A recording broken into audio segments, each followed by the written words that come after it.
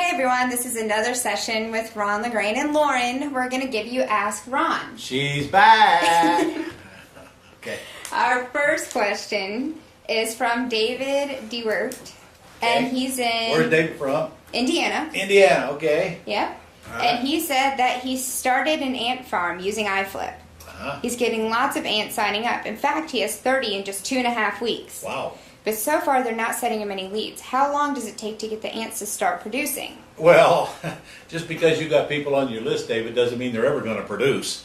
So I wouldn't count on them, and I wouldn't worry about them. You got their email addresses, so you might send them an email and say, hey, I'm hungry for deals. Go out and get me some, but that's the best you're going to do, man.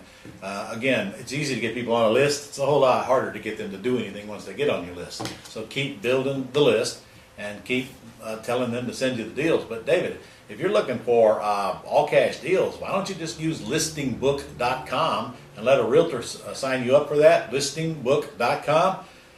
Go to see a local realtor, have them put you on that, and here comes all the bank-owned properties to you every single day. Now, I did a lesson on that. Go to your Gold Club site and pull down that lesson where I trained you on Listing Book, and then go see a realtor and have them sign you up. And you won't care about ant farms sending a deal anymore. One caveat, though. The ant farms might send you some FSBO deals, so I don't want to stop that if you can get as many of those as you can, but you're going to get way more bank-o REOs in your arena than you are FSBO. So work on both at the same time. But don't count on these people to do anything for you. Okay, here's another question. All right. He's asked the ants to cover an area about a 10-mile radius of his office with a population of 400,000 plus. He's asking for 3 1.5 equal to or more than 1,000 square feet, not in high crime areas. Right. Should I expand my farm area to include the entire metro area of 700,000? Yes. Okay. Yes, especially if you're dealing with the ants, and quit being so picky. Let them send you whatever they want to send you. There's all kinds of deals. They don't have to have 1.5 baths or 3 bedrooms or 1,000 square feet. The more you narrow down the parameters, the less deals you're going to get. You can always say no. Just tell them to send you whatever they can find. And 700,000, I live in a city of 1.2 million. I can get from anywhere to anywhere in 30 minutes or less. And frankly, 30 minutes is if there's a lot of traffic out there. So you can do the same thing. Don't get too picky, or pick yourself right out of business. Okay, the next question is from Rance Barclay. Rance, how are you? Where are you from, Rance? Doesn't say. Doesn't say. Got to know where you're from, Rance. Do you start at the top of the lead property info sheet and work your way down, or is there a certain order or section you should start at? Start at to do what? I'm not quite sure I understand what that means.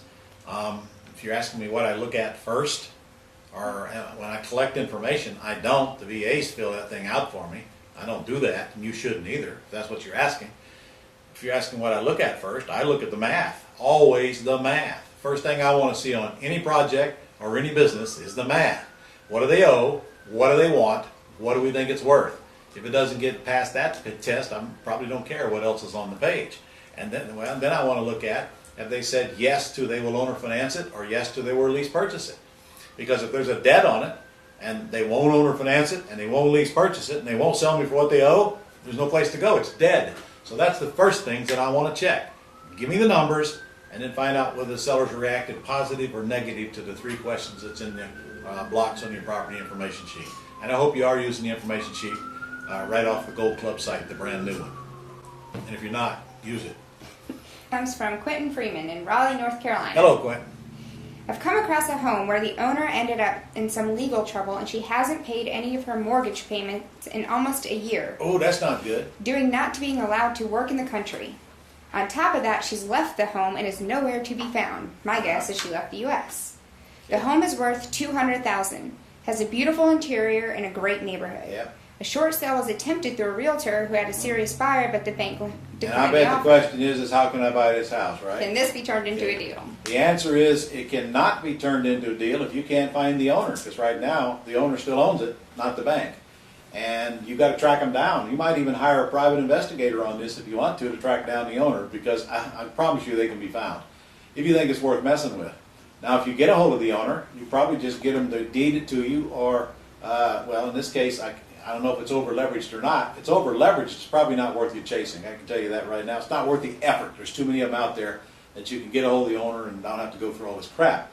But if you see there's a bunch of equity in it, it's probably worth tracking down the owner because you can probably get it for free. In this case, that's probably not what you have. So it sounds like more trouble than it's worth to me. It doesn't sound like that good a deal to begin with. So it's probably sucking up too much of your time already. Probably shouldn't have spent as much time as you did even asking the question about it. But now you got the answer. So you've got to learn the difference between suspects and prospects. What is worthy of me putting more time into, what is not.